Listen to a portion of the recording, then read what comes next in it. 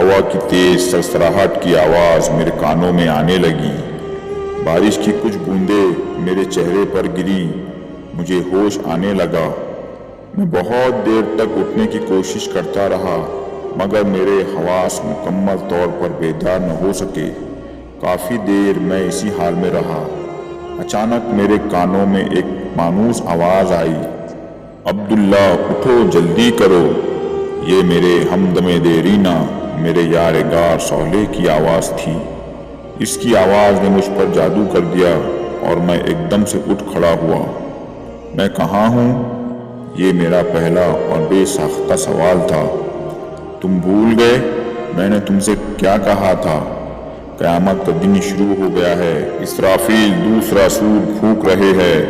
اس وقت اس کی صدا بہت ہلکی ہے، ابھی اس کی آواز سے صرف وہ لوگ اٹھ رہے ہیں جو پچھلی زندگی میں خدا کے فرما برداروں میں سے تھے۔ اس نے میرا کندھا تپکتے ہوئے کہا۔ اور باقی لوگ؟ میں نے اس کی بات کاٹ کر کہا۔ تھوڑی ہی دیر میں اسرافیل کی آواز بلند ہوتی چلی جائیں گی اور اس میں سختی آ جائیں گی، پھر یہ آواز دھماکے میں بدل جائیں گی۔ اس وقت باقی سب لوگ بھی اٹھ جائیں گے، مگر وہ اٹھنا بہت مصیبت اور تکلیف کا اٹھنا ہوگا۔ ہمیں اس سے پہلے ہی یہاں سے چلے جانا ہے، اس نے تیزی سے جواب دیا۔ مگر کہاں؟ یہ سوال میری آنکھوں سے جھلکا ہی تھا کہ صالح نے اسے پڑھ لیا۔ تم خوش نصیب ہو عبداللہ، ہم عرش کی طرف جا رہے ہیں۔ وہ تیزی سے قدم اٹھاتا ہوا بولا، پھر مزید تفصیل بتاتے ہوئے اس نے کہا، اس وقت صرف انبیاء، صدیقین، شہداء اور صالحین ہی اپنی قبروں سے باہر نکلے ہیں۔ یہ وہ لوگ ہیں جن کی کامیابی کا فیصلہ دنیا ہی میں ہو گیا تھا۔ یہ وہ لوگ ہیں جنہوں نے خدا کو بن دیکھے مان لیا تھا، اسے چھوئے بغیر پا لیا تھا اور اس کی صدا اس وقت سن لی جب کان اس کی آواز سننے سے قاصر تھے۔ یہ لوگ اس کے رسولوں پر ایمان لائے اور ان کی نصرت اور اطاعت کا حق ادا کر دیا۔ ان کی وفاداری اپنی مذہبی شخصیات، اپنے لیڈروں، اپنے فرقے کے اکابرین اور اپنے باپ دادا کے عقائد اور تعصبات سے نہ تھی، بلکہ صرف اور صرف خدا اور اس کے رسولوں سے تھی۔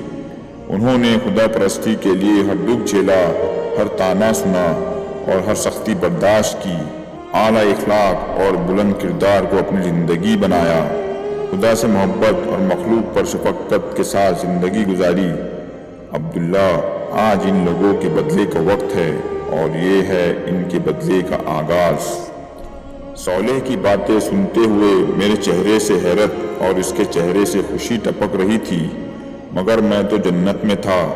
اور صالح نے ہنستے ہوئے میری بات کاٹ کر کہا، میرے دوست، وہ برزخ کا زمانہ تھا، خواب کی زندگی تھی، اصل زندگی تو اب شروع ہوئی ہے۔ جنت تو اب ملے گی، ویسے وہ بھی حقیقت ہی تھی۔ دیکھ لو، تمہاری اور میری دوستی وہیں پر ہی ہوئی تھی۔ میں اپنا سر جھٹک کر اسے دیکھنے لگا۔ کچھ میری سمجھ میں آ رہا تھا اور بہت کچھ سمجھنا ابھی باقی تھا، مگر اس لمحے میں نے اپنے آپ کو صالح کے حوالے کرنا زیادہ بہتر محسوس کیا۔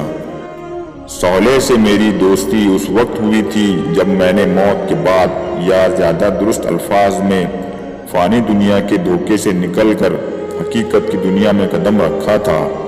لوگ موت سے بہت ڈرتے ہیں، مگر میرے لیے موت ایک انتہائی خوشگوار تجربہ تھی۔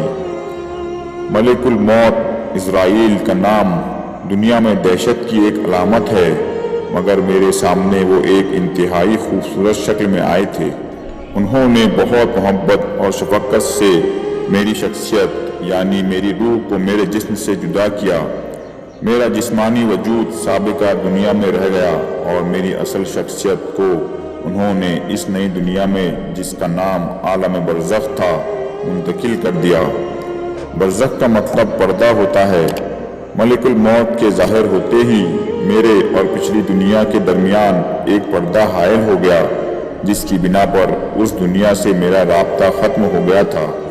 میں نہیں جانتا تھا کہ میری جدائی کے غم میں میرے اہل خانہ پر کیا گزر رہی تھی، لیکن مجھے یقین تھا کہ میری تربیت کی بنا پر وہ خدا کی رضا پر صابر و شاکر ہوں گے۔ میں اپنی اصل شخصیت سمیت اب ایک نئی دنیا میں تھا۔ یہ برزخ کی دنیا تھی۔ اس نئی دنیا میں ملک الموت عزرائیل نے مجھے جس شخص کے حوالے کیا وہ یہی صالح تھا۔ اس کے ساتھ بہت سے خوش شکل، خوش لباس اور خوش گفتار فرشتے موجود تھے۔ ان سب کے ہاتھوں میں گلدستے، زبان پر مبارکبادیاں اور سلامتی کی دعائیں تھیں۔ مبارک سلامت کے اس ماحول میں وہ سب مل کر مجھے یقین دلا رہے تھے کہ آزمائش کے دن ختم اور جنت کی عظیم کامیابی کے دن شروع ہو گئے۔ اس وقت صالح نے مجھے یہ خوشخبری دی کہ برزخی زندگی کے آغاز پر میرے لیے پہلا انعام پروردگار ارض و سماوات کے حضور پیشی ہے۔ اس نے مجھے بتایا کہ یہ اعزاز ہر شخص کو نہیں ملتا۔ میرے لیے یہ خوشخبری جنت کی خوشخبری سے بھی زیادہ قیمتی تھی۔ ان سب کی معیت میں میرا سفر شروع ہوا۔ یہ نئی دنیا تھی جہاں فاصلے، مقامات، زمان اور مکان کے معنی اس طرح بدل گئے تھے کہ وہ الفاظ کے کسی جامع میں بیان نہیں ہو سکتے۔ میں مستی و سرشاری کے عالم میں یہ سفر طے کر رہا تھا کہ ایک جگہ ہم روک دیے گئے۔ اعلان ہوا کہ زمین کے فرشتوں کی حد آ گئی ہے، سب یہاں رک جائیں۔ صرف صالح کو میرے ساتھ آگے بڑھنے کی اجازت ملی۔ عالم سماوات کا سفر شروع ہوا۔ جلد ہی ہم ایک اور جگہ پہنچ کر رک گئے۔ یہاں جبرائیل امین خاص طور پر میرے استقبال کے لیے آئے تھے۔ مجھے دیکھ کر وہ کہنے لگے، عبداللہ، تم مجھ سے پہلی دفعہ مل رہے ہو، مگر میں تم سے پہلے بھی کئی دفعہ مل چکا ہوں۔ پھر ہولے سے میرا کندھا تھپتھپاتے ہوئے بولے، آقا کے حکم پر کئی دفعہ میں نے تمہاری مدد کی تھی، مگر ظاہر ہے تم اس وقت یہ نہیں جانتے تھے۔